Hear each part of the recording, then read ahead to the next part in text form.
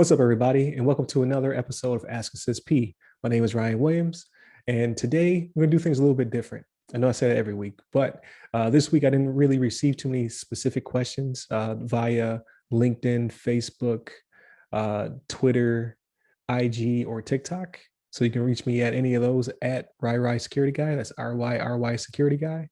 I receive more generic, more generalized questions, which is fine because everybody's at different levels, right? So the show is here to help, along with the main podcast, which is the other side of the firewall, where Shannon, Levon, and myself discuss the latest and greatest cybersecurity news, as well as highlight those movers and shakers and glass ceiling breakers, those people of color who've made it to the other side of the proverbial firewall. So I just want to be helpful, and I want people who are either beginning their journey, on their journey looking for upward movement, or people who are on the other side of that proverbial firewall, or those who've broken the glass ceiling into those C-suite and senior level positions, who are trying to support and sponsor those who are on the journey. Right. I want to break down what cybersecurity is, what it's not, as well as certs versus degrees, which one is better, in what circumstance, and then what is a CISSP. So CISSP is a certified information system security professional, such as myself, and another 147,000 people maybe in the entire world, but we'll get to that. So stay tuned throughout the whole video / audio to get all this good information, right? So first up, what is cybersecurity?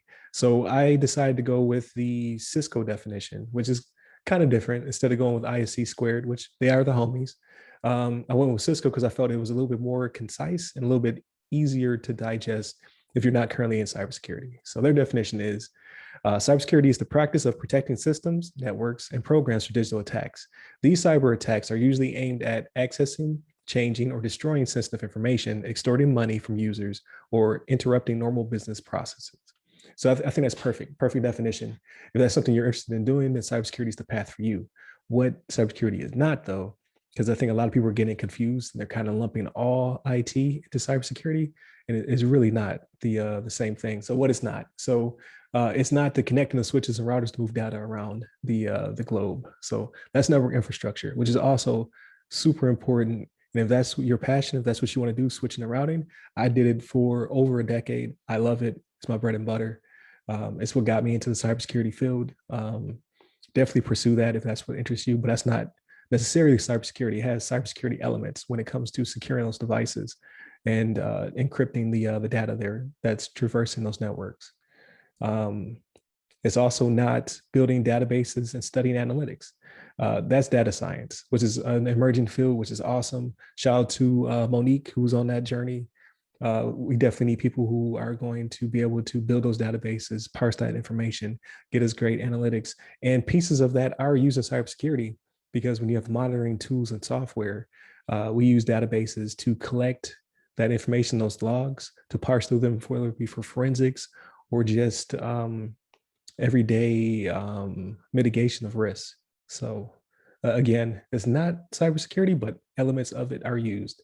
It's also not coding websites, building scripts, or software. So that's software development or engineering. So if you're the type that wants to code, if you want to delve into C++, Python, Perl, scripting languages, things of that nature. I'm a computer science dropout myself. I did it for a year and I realized I didn't really love it, as well as I wasn't disciplined at the time to do it before I joined the military. And then they made me into a networking guy. So if that's your passion, that's cool. Cybersecurity is used in that field as well. They try to bake security into software from the cradle to grave approach to keep those things safe. So again, cybersecurity is used in all of these different fields. However, those are not cybersecurity. Cybersecurity is what protects those things. So it's that it can be used to build frameworks. It can be used to better develop software, to better secure your networks. But cybersecurity is protecting those things. Like, figure out what you want to do, what your path is, and then perhaps you want to jump into cyber from the get-go. You don't necessarily have to have those skills already, but having those skills can aid you in your journey. So when we talk about certs versus degrees, so this comes up all the time now. You see a lot of job ads that say entry level, but you need a bachelor's or a master's. That's not entry level. So um, I don't really get what's going on in the career field right now. There's a lot of recruiters who seem to be wanting unicorns, as they call them. You want people who are have the experience, have all the certs, have the degree, but you want them to get paid entry level money. It doesn't really work like that. So shame on you if that's what you're trying to get to, and shame on confusing people, because you have people coming out of high school thinking that they have to pursue a degree to jump into cybersecurity, and that's not the case. It really comes down to experience. You need to get your hands on the systems, on the equipment, on the software, work a help desk type situation. You need to get into the field and then develop those skills, those experiences. Then you take that knowledge, that experience, and you pursue those certifications, which is a lot cheaper than getting a degree. I very fortunate person, right? I'm blessed. The military paid for every certification, gave me all the experience, and paid for the degrees. Everybody doesn't have the opportunity to join, and as well as it's not everybody's path, right? So some people are going to have to go and pay for those certifications, have to work those jobs to build those skills. Nothing's wrong with that, but don't feel like you're obligated to get a degree for entry level position. It just doesn't make sense. Now, if you want to move up to those C-suite positions, uh, potentially those will require you to have a degree as a separator. Like if it's apples to apples and both of you have a decade or two of experience and the certifications, a degree may be a separator. So I have my master's in cybersecurity information assurance, but again, I didn't get it off the jump. I received, or I should say, I was awarded my degree just prior to obtaining my CISSP. So let's jump into that. So what is a CISSP? Because I keep saying, ask a CISSP, right? So a CISSP is a certified information system security professional, right? So that's what I am. So in order to obtain that, you have to have at least 5 years of experience, at least 2 of the 8 domains for the CISSP, which include security and risk management, asset security, security and architecture and engineering, communication and network security. Again, that's my bread and butter. Identity and access management. That's me as well. Security assessment and testing, security operations, which I dabbled in, and software development security. So you have to have 5 years of experience in at least 2 of those domains, as well as endorsement from someone who already holds a CISSP, who has seen you work in those domains. And you also have to sit and take a very hard test. So it's one of the hardest tests I've ever taken in my life, probably the hardest test. And in doing so, you have to pass, I don't want to get this wrong. So you have 2 tests. Either you could take the CAT, which is the computer adaptive test, which is the one I took, which is a 3-hour test, 100 to 150 questions, depending on how well you're doing. It scales, and you have to get 700 out of 1,000 points. So either you can take a test where you pass the 100 questions, or you could take it and it's 150 questions, or you can fail anywhere in between. So it's pretty rough.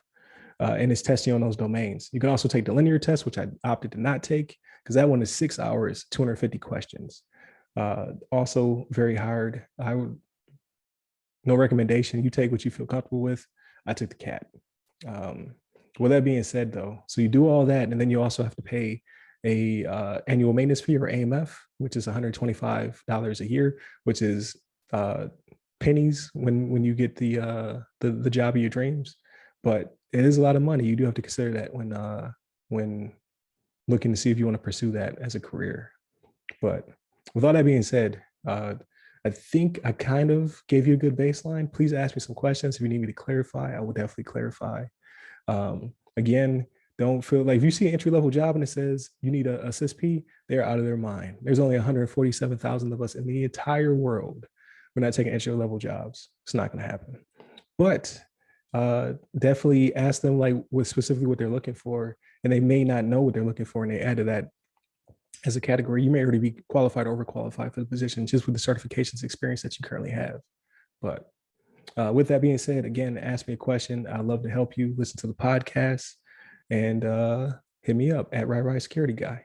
Peace.